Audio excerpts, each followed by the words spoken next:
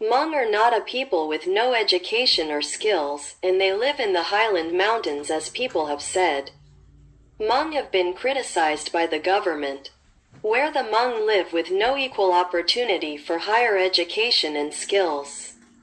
Many times, when Hmong live with Laotian, Thai, Vietnamese or Burma in the lowland or city, those people always criticized about the Hmong. Therefore, Hmong to live in the highland than in the city or lowland with less education and fewer skills. After 1975, Communist Vietnamese took over in Laos, and thousands of Hmong families fled to the jungle from the Communist Vietnamese persecution and fled to Thailand.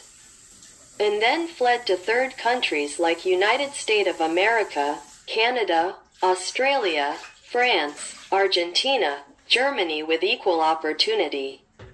Therefore, now 50 years have passed. Hmong have more than 10 to 20 mayors, 20 to 30 state congressional, 5 to 10 state judges, 500 to 600 PhD degrees, 1,000 to 2,000 doctor degrees, 500 1,000 lawyers degrees, and 10,000 to 20,000 master degrees. The total Hmong in the third country is around 500,000 people, compared to other people, like Laotian, Thai, Vietnamese, and Burmese. Hmong have a higher percentage of education than other people where Hmong originally from there. Thank you for listening. Please click like to encourage our research. Thank you so much.